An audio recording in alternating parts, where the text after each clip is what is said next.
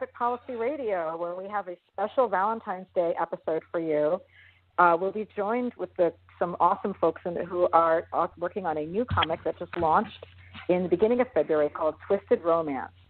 Each issue of this month-long romance event features 48 pages of content, a comic story, backup comic, and a prose story, and they include stories about the commoditization of breakups, shy girls in love, wildly famous men, forbidden love of an intergalactic dreadnought, the deceptive lure of childhood as seen by a princess who's afraid to grow up, also disco and murder and sex, and it's a whole lot of fun. It's put out by Image Comics.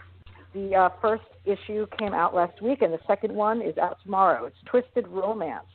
And joining us on the show today is writer Alex de Campi, as well as some of the artists from the crew who made this comic, Alejandra Gutierrez, Katie Skelly, and Trungles are all joining us on the show today. So thank you guys so much.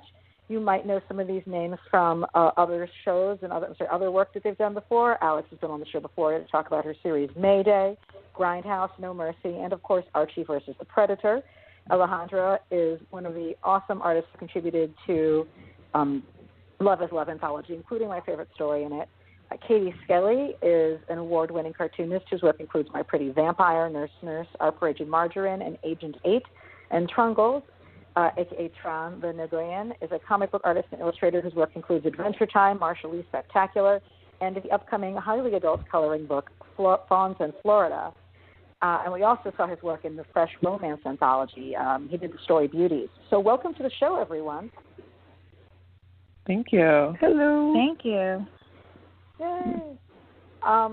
So I wanted to sort of start with finding out a little bit about how the project came to be. And I know this series was first announced back in November. Thanks for having us. Hey, Charlie. We're yay. Excellent. Yay. So, Alex, do you want to give us the backstory on how the series came to be? Well, I was up in Maine for a month, and I turned off the internet. And when I turned off the internet and tried to chill out, I just basically end up having lots of crazy ideas. I decided, I'm mostly known for doing very, hardcore thriller work. And the thing about doing a thing is after a while you decide you don't want to do the thing for a little bit. You want to do something else because variety is fun. And I'd also actually been reading a lot of fanfic because, frankly, it's better than most of the comics. I really decided I wanted to do a romance book. And this kind of even dates to earlier that, Derek Robertson, who's one of the greatest people in comics and just a 100% solid, wonderful human being, and I had this drunken conversation at San Diego Comic-Con one lunchtime where because we really want to do something together, but our schedules, never quite match up. And he's like, Alex, I really want to do a romance comic with you because nobody will expect it and we'll do it really well. And I'm like, yes, we must do this thing. So that was in the back of my mind as well. And so when I got back from Maine, I sent this one, I talked to a couple of people. I think I talked to Trung because we'd looked at doing a project together previously, but it wasn't a good fit. And I talked to Katie. And so I just sent this one, literal one-sentence email to Eric Stevenson in the beginning of August going, hey, I want to do a romance, a 6-issue romance comic where each of the issues are standalone and with different artists, and these are some of my friends who are interested in doing it. And he emails back fairly quickly and says, well, we're not sure about doing it as a monthly because anthologies sometimes don't do that well in the direct market. But what if we do it as a weekly event in February and do 4 issues? And I kind of do the mental math, and it's mid-August at this point. And solicits for February have to be into Image, cover design completely done, and an actual clue what you're going to put in the comic by mid-October. So I have 2 months to pull this shit together. And I kind of sound out some people and figure out who can do it and whether they're willing to do it, for back end only for on a fairly tight deadline. And I said I would get everybody the script by September 15th. So they'd have a month to do the cover, and then the interiors would be due, the 28-page of my story interiors would be due December 1st, which was, actually about a month before they were really needed. But I find this tactic works well because then nobody panics. I'm sorry, I have a plague. And so I kind of like circled back among my friends and collaborators, and they were like, yeah, sure, let's do it. Nobody panic. Sorry, I have a place. Everyone. I think I'm hearing the ghost of somebody. Somebody might have the audio of the podcast playing in the background right now. So if you have okay, we got it. Okay, sorry, go ahead, continue. Cool. Problem solved. I sound like a boy with the plague. It's funny. Anyway, so I circle back around my collaborators, and they're like, yeah, sure, let's go for it. And so I say, Eric, okay, fine, we'll do it. And then commenced like this week. Well, like there's like 3 weeks of mad panic in my life, tying down the collaborators for my stories, for my 28-page lead stories, and figuring out what they wanted to draw. Because like my first question to everybody was like, you know, my goal in this. I've published a lot of comics. Okay, like I have done many comics, gotten to do exactly what I want in them, and that's great.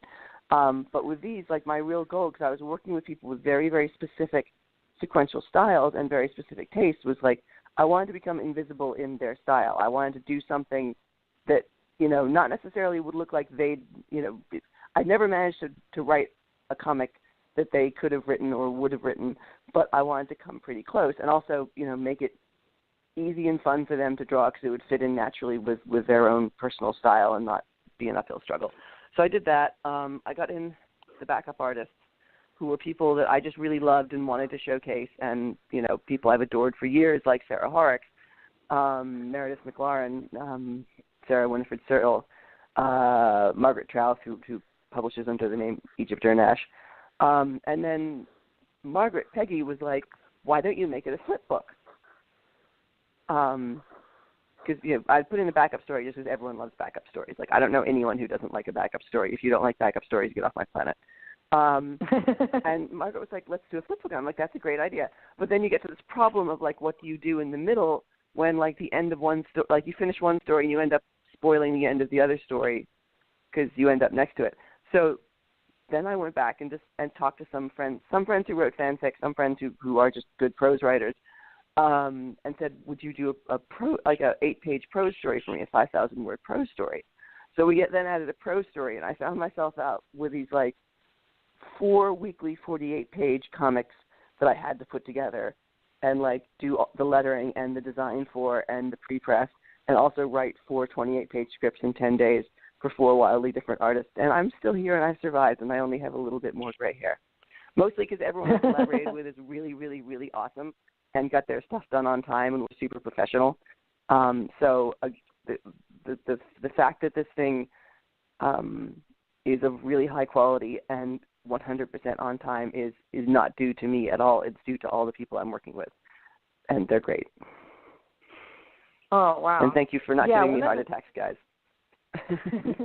I mean, one of the things that got me so excited about this series was when I looked at the list of artists and contributors in general, it was like a who's who of people who are doing really interesting indie work that you would never confuse with anybody else's indie work. You know what I mean? Like if you're looking at a page by Trungles or by Katie, you know, by Alejandra, like, you know, this is their work. You know, with Sarah Horrocks, this is her comics. It's like really distinctive voices in there, all in one place. So, so that was definitely. I'd like to say it's because I'm like some great curator or anything like that, but I just messaged all my friends. Sorry. You've got cool friends then. So, you know, I definitely also like, certainly for the artists who are on the call now, I mean, all of you guys are folks who've done work that deals with love or sex or topics along those lines in your own comics. And I, as well as for this, obviously, and I don't know if somebody wants to sort of start off by talking a little bit about like what attracts you to that subject matter in your work and in this topic as well.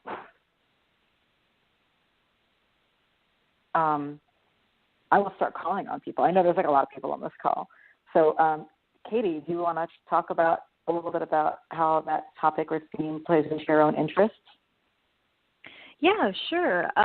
Well, I mean, the comics that I really like to read are like sort of European sleazy comics or more like sleazy manga from like 70s and 80s. And so those kind of stories are like what I have in my mental like reference library when I go to draw any comic. So it's always been a big part of my sort of like comics vocabulary is to just be able to like whip out a sex scene or a love scene whenever I want to. And so that just kind of became like the whole of what I did after a few years, which I think has worked out pretty well.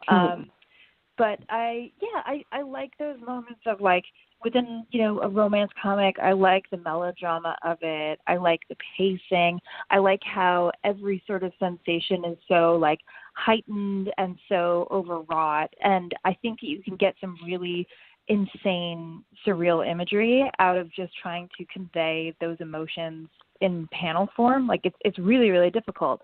And so, you know, when it came to working on this story, it was just like such a no-brainer to say yes to, because I knew Alex was going to be able to pull those moments out and give you something really, really juicy to work with. So yeah, it felt like, it felt very much like something that was within my wheelhouse and within my sort of visual vocabulary, but it was still such a challenge because sometimes the hardest thing to do is something that feels like it's the perfect fit, because you just keep like obsessing over it and wanting it to be as perfect as you have it in your mind.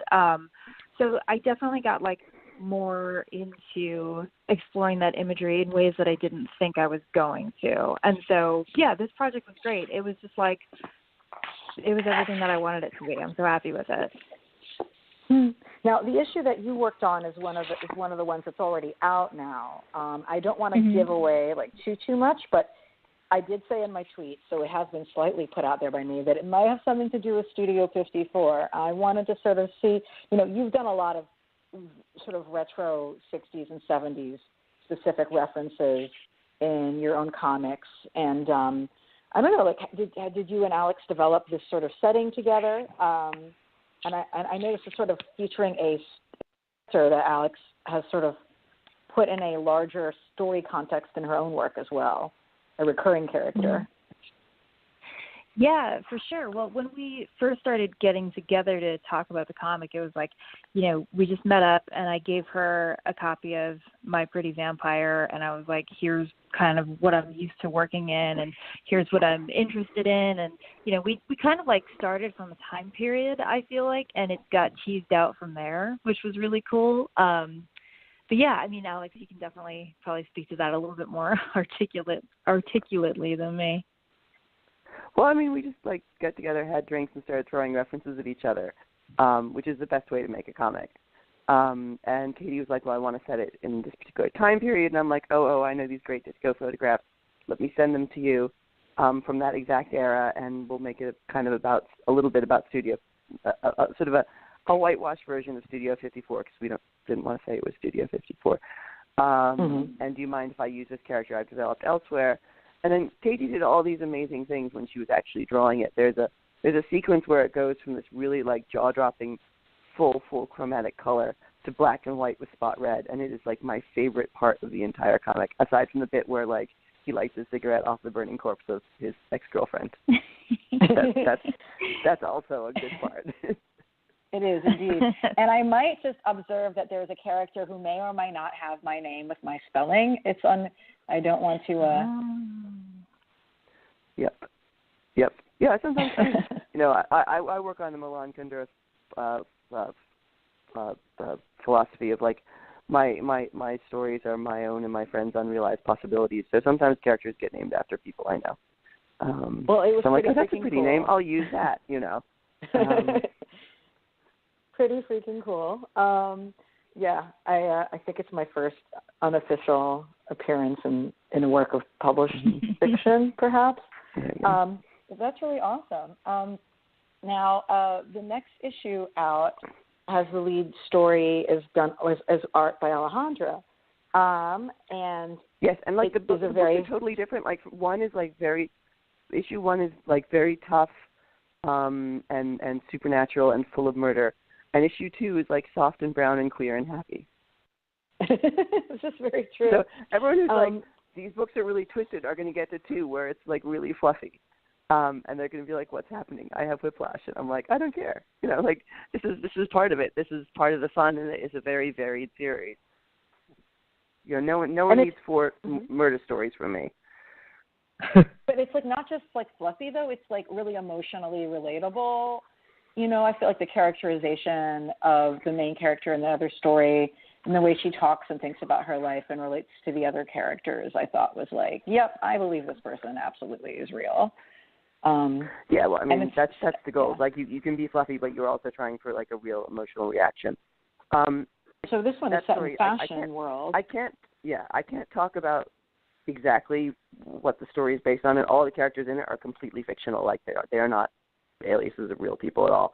But like, the story was brought about by two incidents, one of which I actually witnessed. I was like sort of a part of, and another which the woman involved told me drunkenly, right?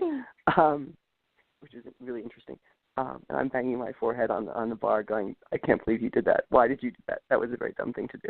Like, I actually had a bruise on my forehead the next day because I was like head banging so hard. She's telling me the story. But It gave me like, it was more like I took a feeling from it, and then I built that feeling into a story. And the feeling was like the awkwardness of people around these actors.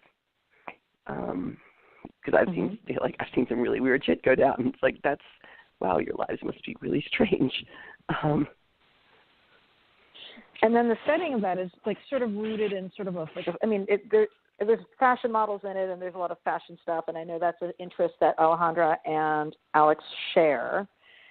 Yes, so well, I knew I could give from, Alejandra that world, and she could completely run with it, you know. Yeah, totally. Because like some artists, you give them the fashion world, and it's like, no, please stop. I've seen so many mistakes in that area in comics because like it's called by the theme, and then the artist who's assigned to it just doesn't actually care enough about fashion to do the freaking homework.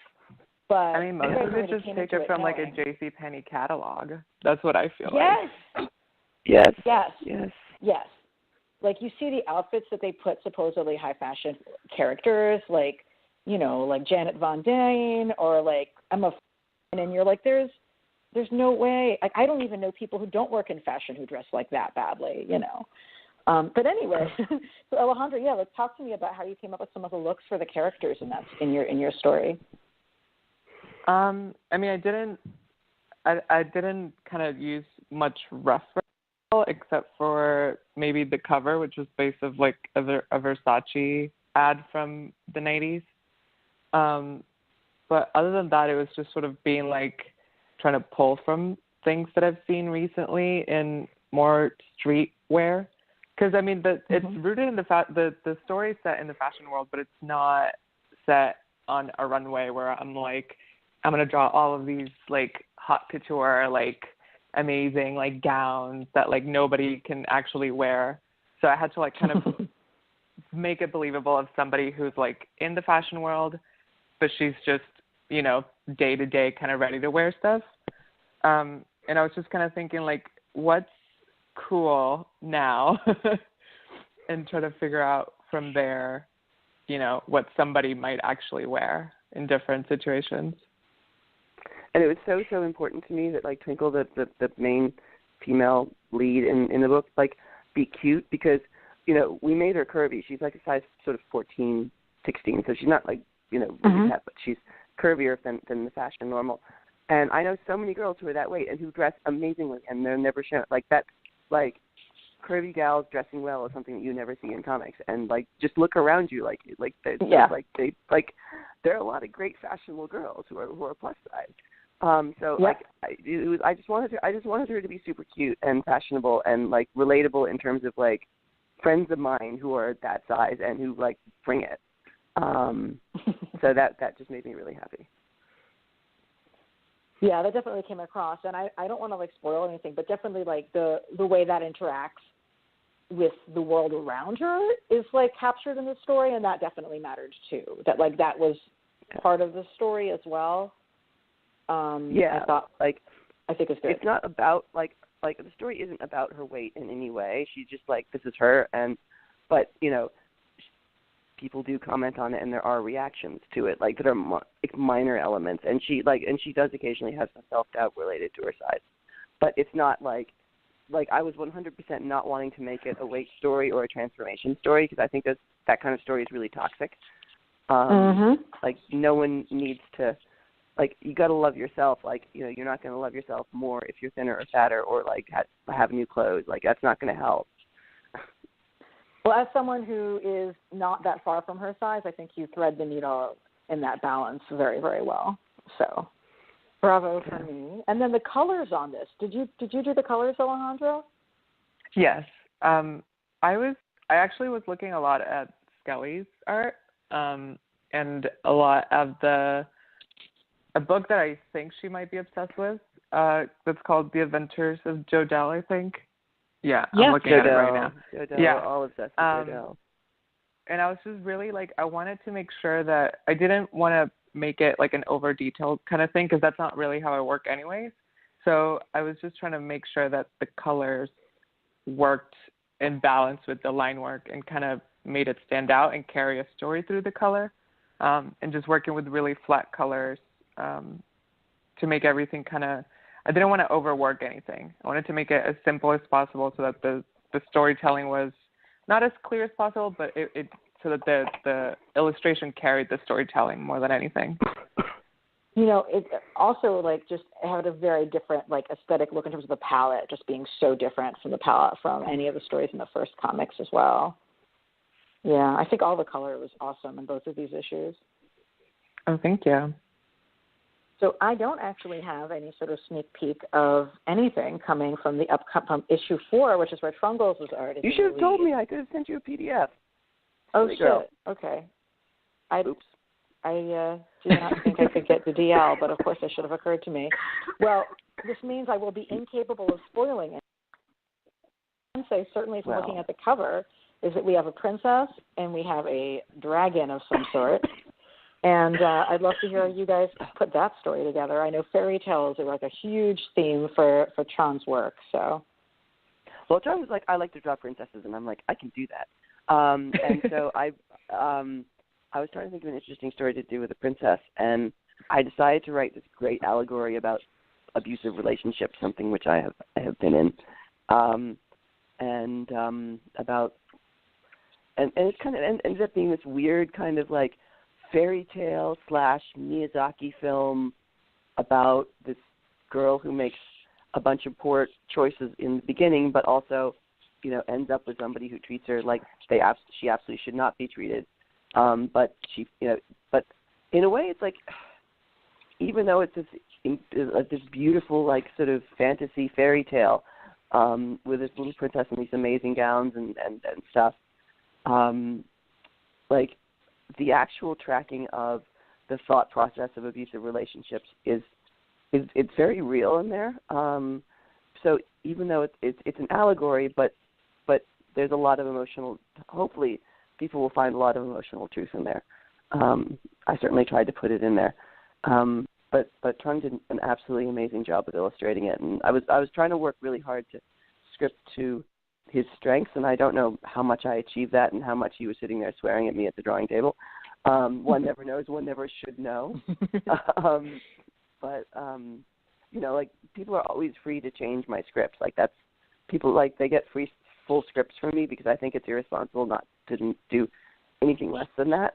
But then they also get a big, like, warning note at the top going, like, change everything, I letter my own stuff, it's fine. Like, if you can think of a better way to do it, or if the page sucks as written, please fix it. So, but yeah, then Trung can talk more about the story and the way he brought it to life. Yeah, the process was very, very smooth. I think Alex did a really, really excellent job of writing to my taste. I was really, really, like, I'm not shocked because Alex was a really flexible writer, but I was honestly really touched that when I read the story and I was like, wow, this is absolutely something I want to draw. This is the story for me. So I had a lot of fun with drawing everything in it, and I just got an opportunity to really play around with the way that that the images were composed, that the way that the panels were composed. I'm usually kind of a prescriptivist. When I get a script from someone, I try to get it pretty exact. So when Alex told me, like, hey, you have a little bit more freedom, I almost didn't know what to do with myself. And then after the first couple of pages, I got totally comfortable with, okay, I'm just going to wing this. We're going to be fine. I know what the narrative process needs to look like as far as the trajectory of the images go. And I kind of just went with it. I had a lot of fun. Awesome. I feel like most of the work I've seen from you also has been sort of like your own like sort of solo art, and like the amazing tarot deck of everyone's dreams. Yeah, I tend to work by myself just because I don't know that there are a lot of really appropriate avenues for me to make comic books that look like the work that I've been making for myself. So I very rarely collaborate with other people, and I tend to like to kind of follow my own narrative rhythm when I'm making narrative work. So this is sort of an unusual project. Like I've collaborated one other time on a kind of similar story for Fresh Romance, and it was a Beauty and the Beast story, so it has a very different take on like examining, I mean, it explored similar themes and examined toxic relationships and what love and ideals of ownership and possessiveness looked like. And so this was a really great kind of introspective take on that narrative. And I'd love to hear a little bit more about your artistic influences in general. Sure, yeah. I hold a lot of Pinterest boards, I guess, and I've been looking at a lot of sort of Edwardian and Victorian fashion for this particular comic, and I've taken a lot of liberties with the fabrics and with the patterns, but I stuck pretty closely with the silhouettes. And I tend to think of my comic work in a lot of the same ways that I read about fairy tales. There's a quality about fairy tales called flatness, where it lends itself to allegory really well because a lot of the characters tend not to have an internal psychology that's evident on the page. They're just archetypes that sort of proceed through a narrative. And so there's a lot of room for a consumer, a viewer, a reader to insert themselves into the story. And so that's something that's sort of enriching about the way that the stories can be told. And I work in a way that's sort of visually married to that idea. I think about things in terms of like stagecraft, and it's not very cinematic, it's very theatrical.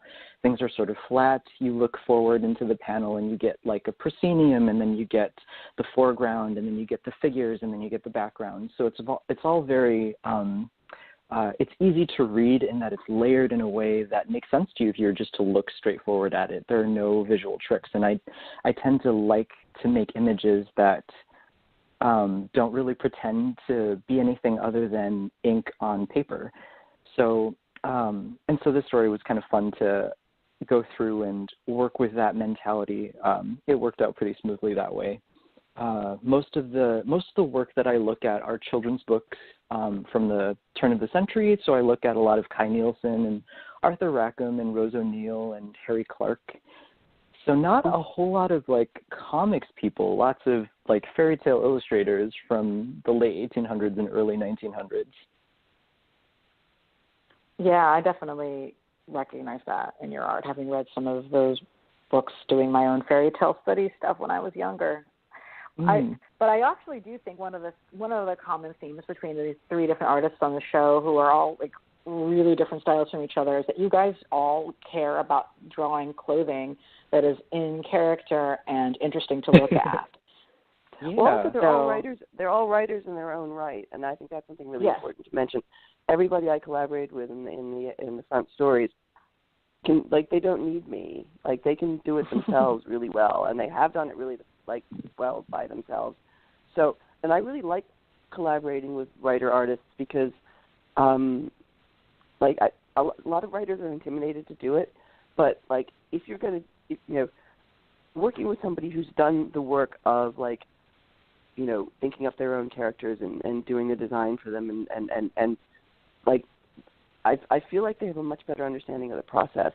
And they're like, why wouldn't you work with the smart people in the room? Like, it's okay if the people I work with are smarter than me and better than me at like the thing I do. Like, that's actually good. And one last thing I want to mention while I'm on it is one of the reasons I was able to collaborate with all these wonderful people was we were talking about single, like, standalone 28-page one-and-done stories. Like, I don't think Katie or Alejandra or Trung would have had time to do, like, a 4-issue miniseries with me. But one little story, like, the way we ended up almost by accident structuring Twisted Romance meant that a lot of really cool people who have very busy schedules and lots of other projects queued up, lots of their own projects, could find the time to take like 4 to 6 weeks to draw this story. Yeah. Yeah, like No, when I got the sort of like proposal for Twisted Romance from Alex, it was so exciting and so cool. And I was like right at the beginning of my tour for My Pretty Vampire. And so it was like I was going to be going away for like basically every single weekend from like, August through October. And I signed on right away. I was like, yeah, absolutely, I want to do this. And then Sarah Horak sent me a message like, what, are you crazy? Like, how did you just sign up for like 28 pages and you're going to be away? Like, you're not even going to be home to work on this. And I was like, wait, what? What did I do? Like, it didn't even connect with me. Like, I was just so excited about it that I wasn't even like worried about, oh yeah, I'm just going to completely lose my mind getting this done. But yeah, I definitely made like a 2018 resolution to like pay attention more. So that's going really good, but it was definitely worth it for sure.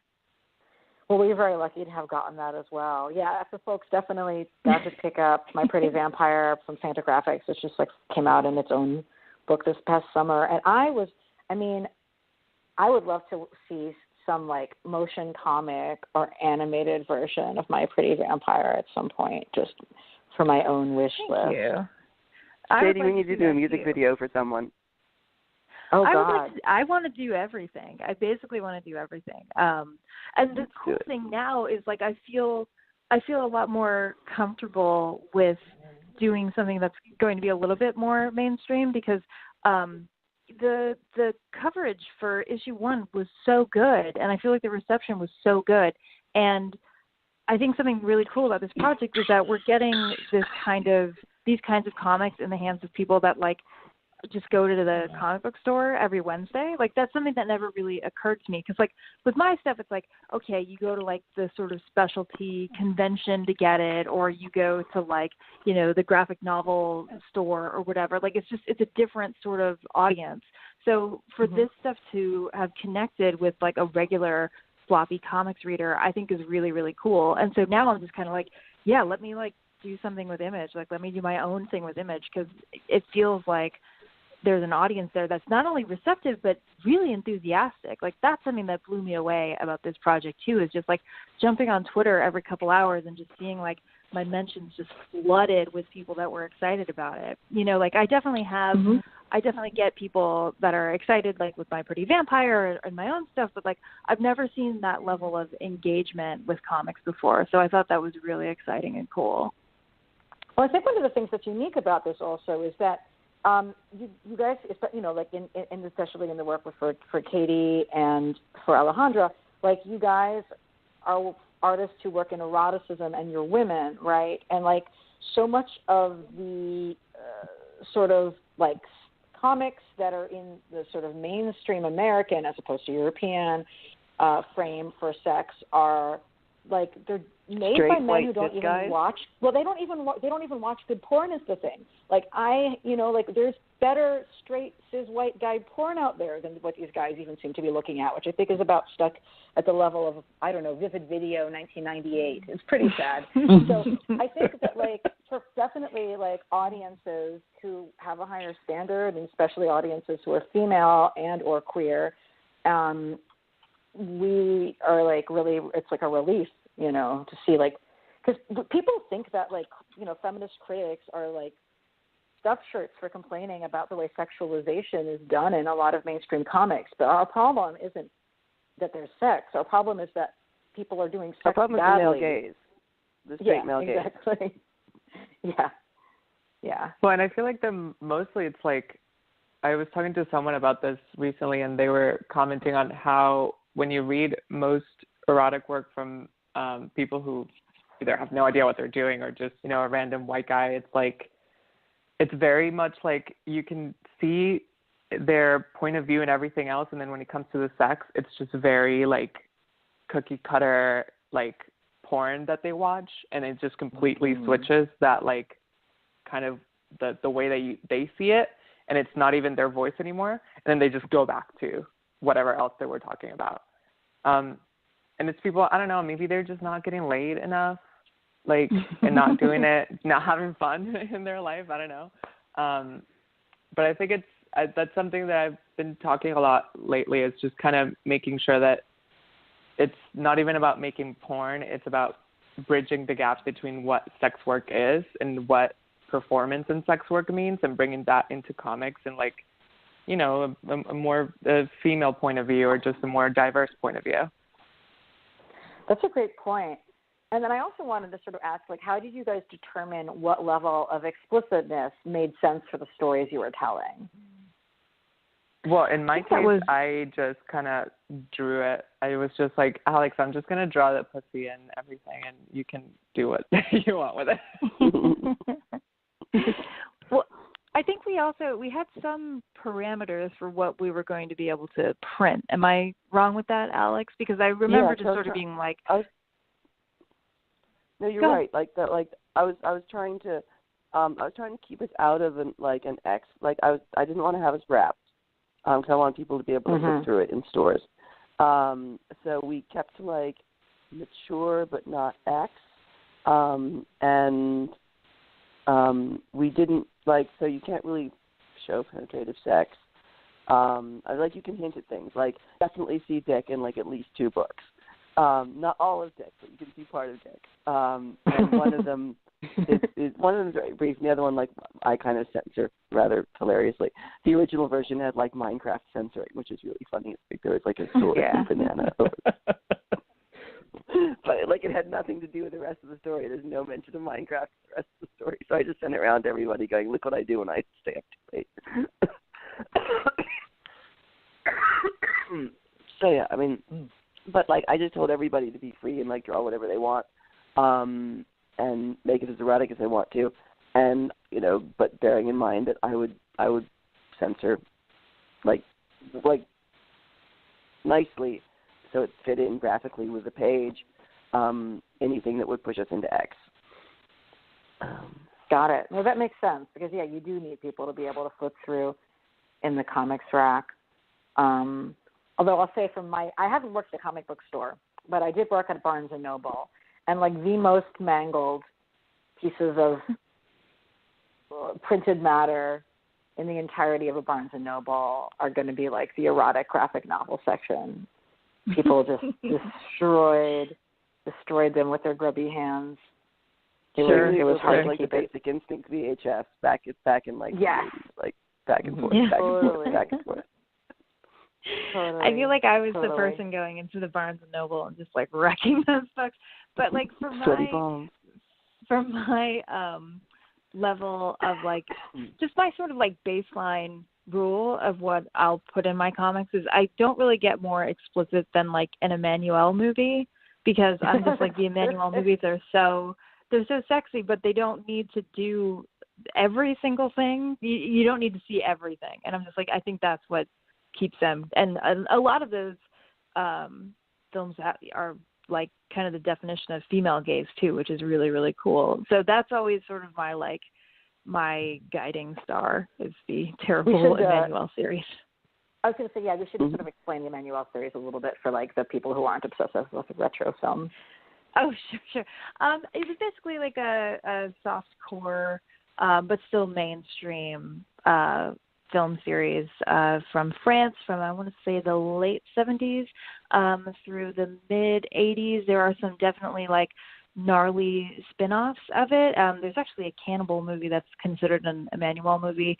That's not part of my Emmanuel canon, but it's just out there. But I mean, if you want to get into some sort of classic French eroticism from the mid-70s, I would say definitely check out the first Emmanuel movie. It's actually on YouTube.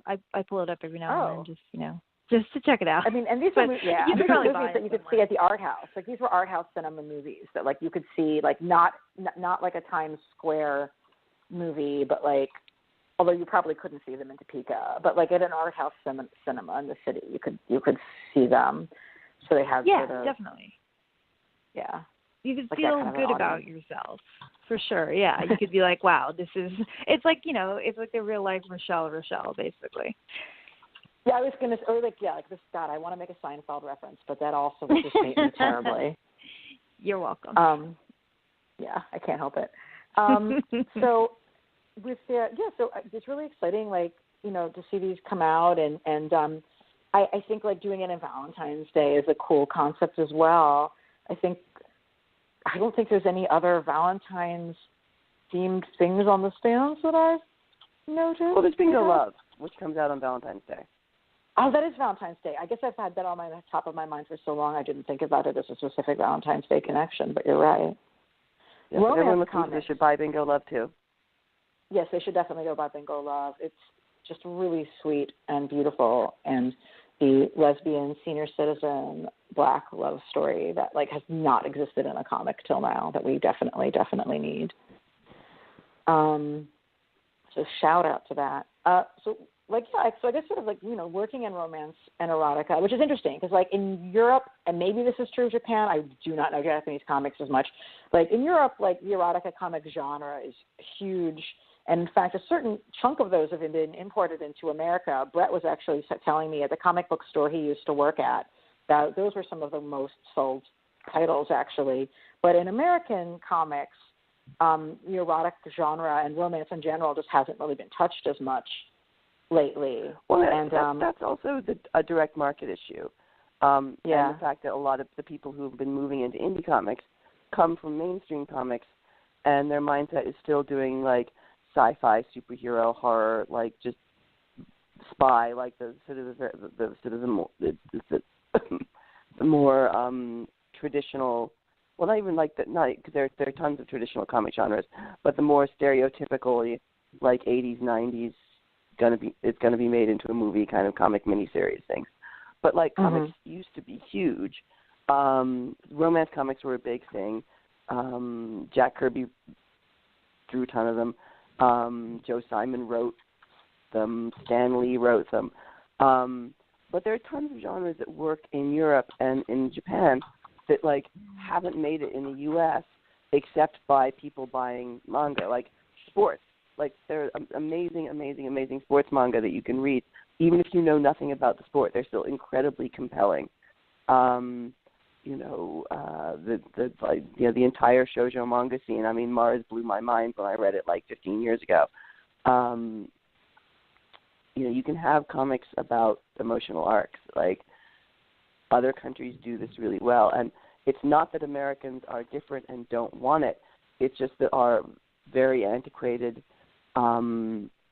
distribution system that's been in place for the past 30 years that took comics off newsstands and into specialty stores means that store owners frequently don't, like, there's no place for these other genres. They don't know what to do with them. A lot of store owners really try really hard, and I think stores are changing and becoming so much better than they used to be. But still, you get store owners that are just like, well, I don't understand this comic. Like, it's not got any violence in it. And I'm like, yes, it does. It's just all emotional. And they don't understand that. So but I think the romance readers, like, they go to ebooks, they go to things like Karina, which is Harlequin's ebook, and like romance readers buy like a book a week. They are great readers. They're like the horror audience. They love new stuff. They seek it out. They tell each other about it.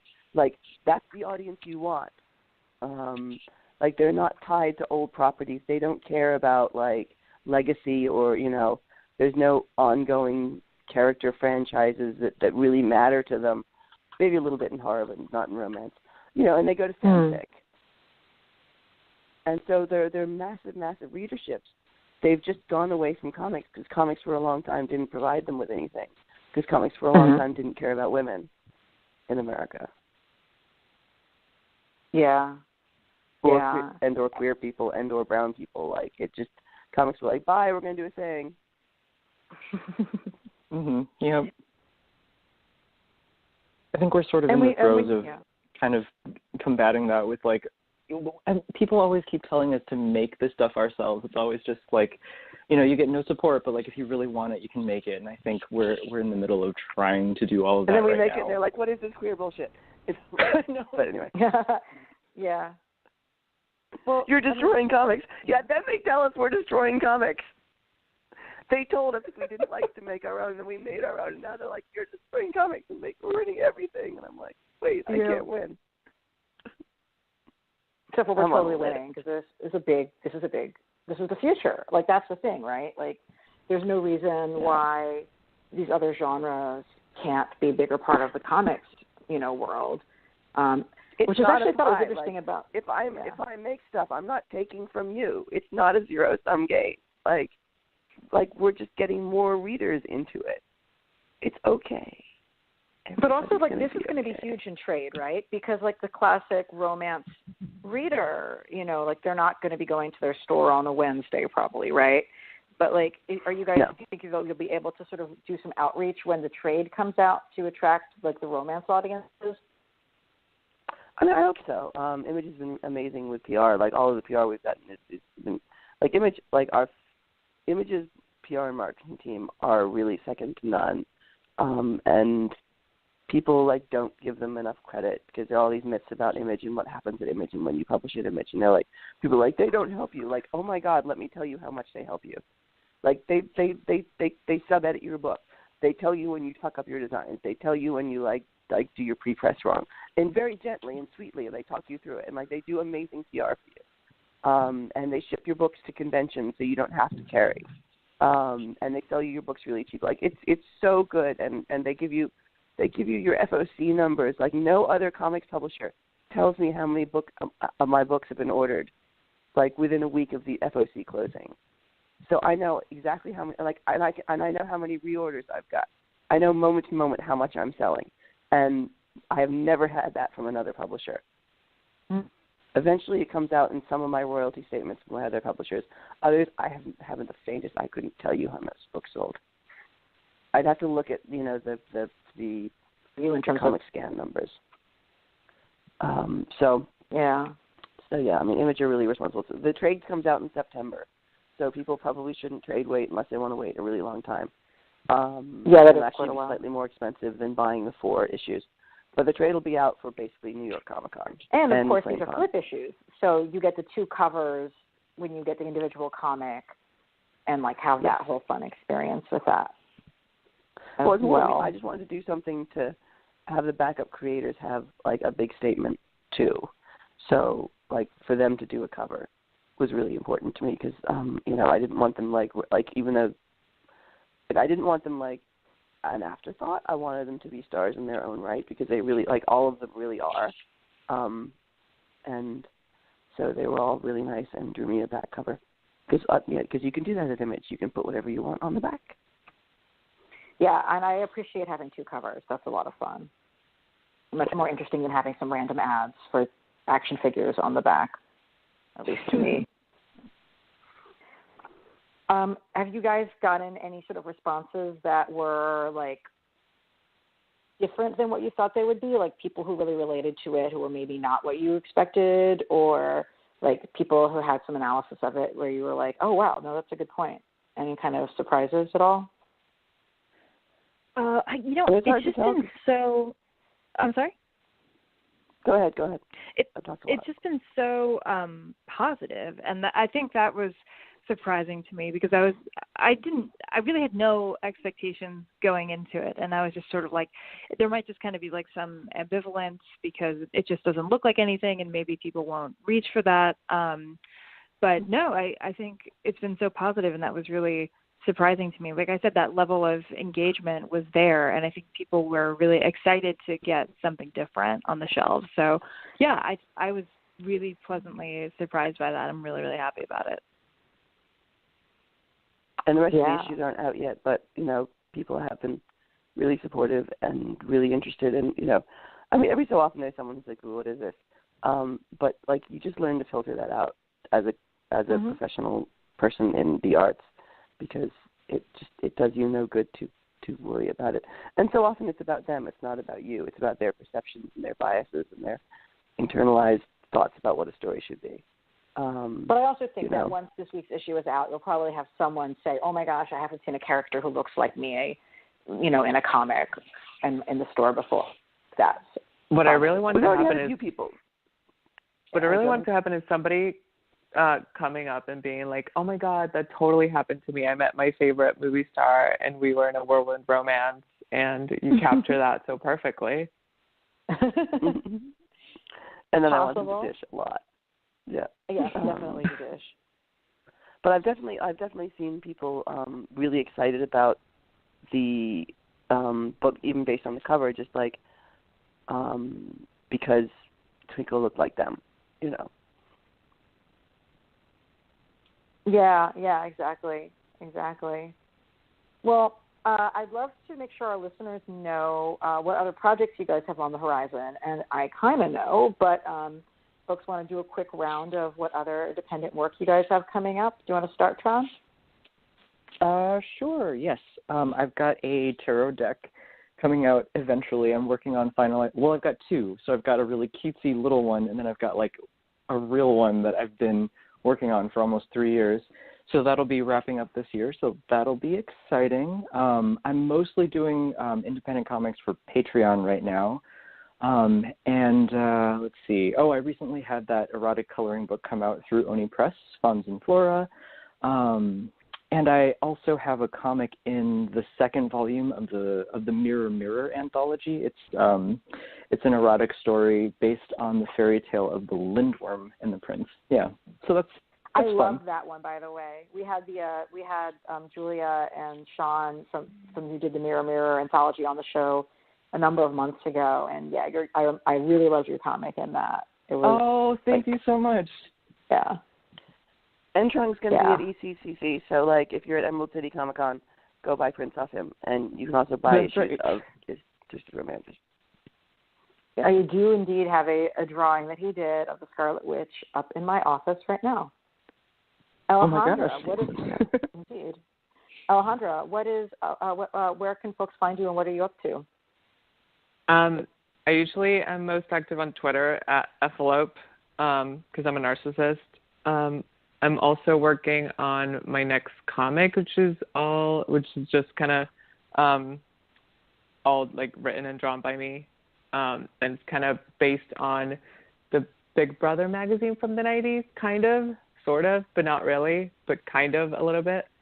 It's just a trashy skate mag for like grungy, gross people. I'm also toying with the idea of an autobiocomic about my sex work days, which I think I will probably start by the end of this year.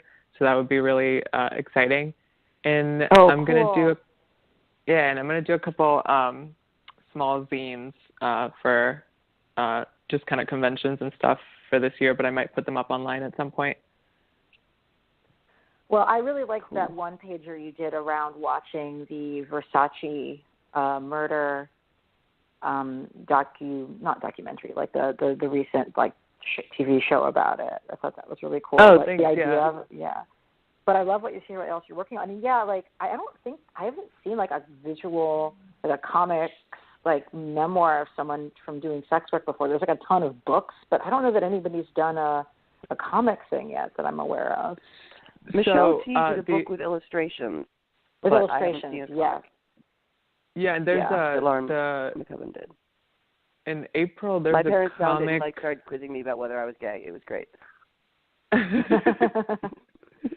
The only other thing that's kind of similar that I can think of is from Image, and I think April. It's The Pervert is coming out, and that one's the writer Michelle Perez took a lot of inspiration from her days as a sex worker, but it's not specifically a memoir. It's just kind of like a work of fiction based on her experiences. But that's kind of the only other thing I can think of, yeah. Cool. Oh, good to know. Thank you. Well, these are all exciting things that like we definitely could use more of in comics. A lot of people try to talk for people and don't actually know what the fuck they're talking about. So having art created by people who are from those experiences will be very valuable. I also have really hilarious stories from that time, too. Should be pretty funny. I couldn't believe it. Well, this is such a random aside, but when you guys put out that one pager in Love is Love, and in it one of the characters goes to bed without taking off the nightclub makeup, I love that you tweeted an editorial comment of, as a professional makeup artist, I do not recommend you going to bed without taking off your makeup. I was a professional makeup artist, so I had to keep my reputation on check. I had to rep for the girls. Exactly. Yeah. So that's another good reason for people to follow you. Also, is for makeup looks. And Katie, Skelly, I wish I could go to your screening next week, but it's 2 hours each way. I'm so upset. I get it. No, I totally get it. But yeah, next week, next Tuesday at 10 p.m. at Alamo Draft House up in Yonkers, I'm going to be with Kristen Soleil introducing Belladonna of Sadness, which is a film that is near and dear to my heart. I wrote a big essay about it a couple years ago for her site, Slutist. So that's going to be really fun. This year I am working on a compilation of the erotic work that I did. That's going to be coming out from Fantagraphics later this year. So that's going to be really cool. That should probably be out around the same time as the Twisted Romance trade. So that should be pretty cool. I'm kind of moving into a new phase of my career, which is cool, which is getting work in gallery shows. So later this year, I'm going to have a solo show in Austin, Texas, and then early next year, I'm going to have another solo show in Belfast, Northern Ireland. So that'll be really cool. Oh, cool. And I am working on a new script right now, which is true crime, which is the first time that I've ever done that. It's based on a murder in France in the 30s, and so I'm working that out right now. And yeah, I'm just kind of I'm in between things, but not really. So it'll be really cool because I think a lot of the work that I'm doing this year is about going back and looking out of all the work that I've done so far, like getting pages together for exhibition and new sort of anthologies and things like that. And I keep forgetting that, oh yeah, I've done a lot of stuff. So now is the time to sort of appreciate that and look back on it before I launch headfirst into a new project. So 2018, pretty cool. And I'm definitely going to pay more attention this year. It's on my list. Awesome. And Alex, thank you. You have so much work going on. What can you tell us about in advance? God, I just can't keep track of it. Right now I've got a Judge Dredd story running in the magazine, which is a lot of fun. And I'm current status is this is why I don't do that much work for hire, because I'm a research obsessive, and I feel I have to research the character, read everything about the character to get it right. So I'm currently reading hundreds and hundreds of pages of Rogue Trooper, so I can do my Rogue Trooper piece for the 2000 AD women's issue in August. Out in July, I've got a Cuban crime noir called Bad Girls coming out from Gallery 13, which is part of Simon & Schuster, with Victor Santos. It's going to be a lovely hardback. I want it so bad. It's historical fiction centering women being bad. It's and the art style was great. Well, yeah, on December 31st, 1958, in one of the great mob casinos in Havana, and December 31st, 1958 was the night Batista fled, and Castro, Cuba became Castro's. So it was this amazing end of an era, beginning of a new era. And I'm not writing the story of the Cuban Revolution because it's not my story to tell, but I am writing the story of these three women and one other woman who's kind of doing something else. These three women who all are running from their own demons, and basically end up with about $6 million in stolen mob money that was headed to Batista before he left, and use it to try to leave Cuba. So it's about these women and the chaos, and also how expats don't understand the country they're in, even if they've lived there for a really long time. They live in this very surface level. So there's this one girl, Kitty, and she's an 18-year-old wannabe actress who wants to bang Marlon Brando, and she spends the entire night while all of this like crazy shit is going down, trying to get to this party that's supposed to be the really cool New Year's Eve party, and like the Cuban Revolution is mostly shown through her eyes, and her eyes are incredibly ignorant. So it's kind of fun just having this really like superficial, dippy white girl with bad priorities, like watching history happen and just not understanding it and not caring because she has a party to go to, and she's going to meet Marlon Brando if it kills her.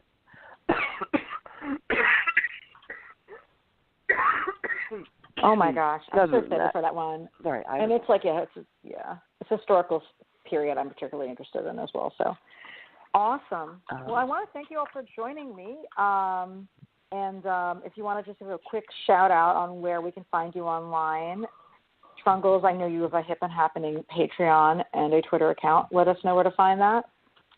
Yeah, so I'm at Trungles, Trungles, at both Twitter and Instagram, and I'm on Patreon at patreon.com/Trungles. And Alejandra? My Twitter is at Effalope. It is ESSALOPE, and my Instagram handle is Hellwoods, kind of like L Woods with an H at the beginning, so HELLEWOODS. And yeah, that's pretty much where I spend all my time. Awesome. Katie, where do we find you on the internet? Excuse me. I am on Twitter. My handle is at @nurse_nurse, which was the name of my first book. And I'm on Instagram. My name on there is my last name 3 times, Skelly, Skelly, Skelly. It's a great last name.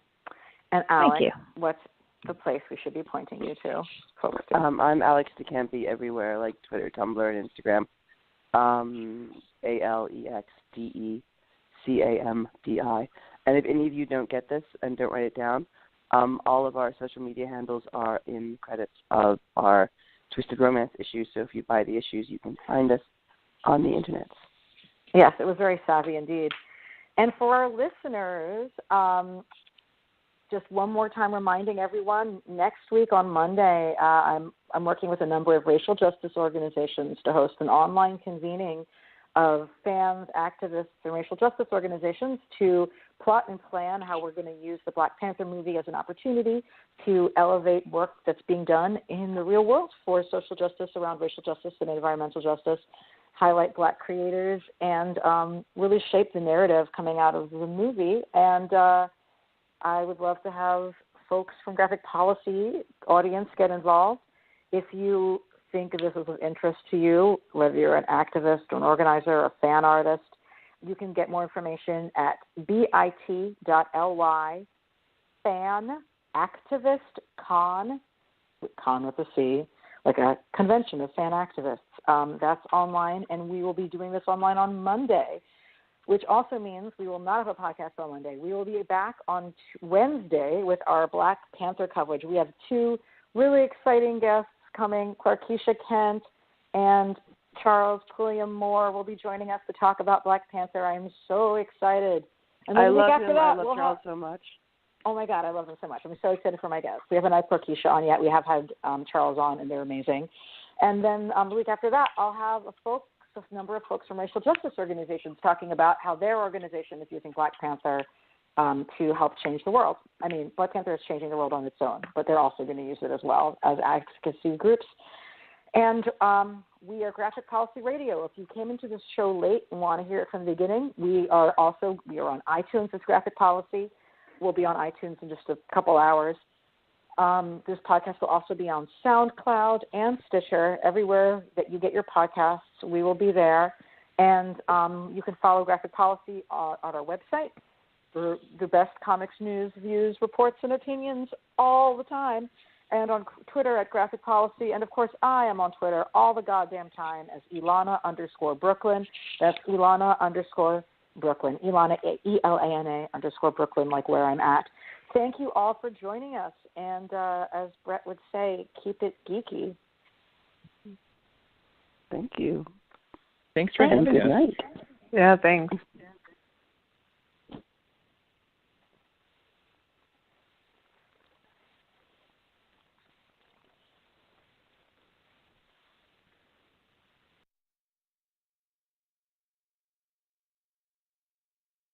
Hey, thanks for watching the previous video from Graphic Policy Television. Just by watching, you help support our site. Thank you so much. Now, if you're watching these videos, you probably care about geeky things like movies, television, comic books, toys, games, video games, you name it. You can go and subscribe right now to our YouTube channel to stay in touch and catch all the new videos, or check out our website at graphicpolicy.com. There's a nice link on this end of the video. But as always, thank you for watching. Keep on rocking and keep it geeky.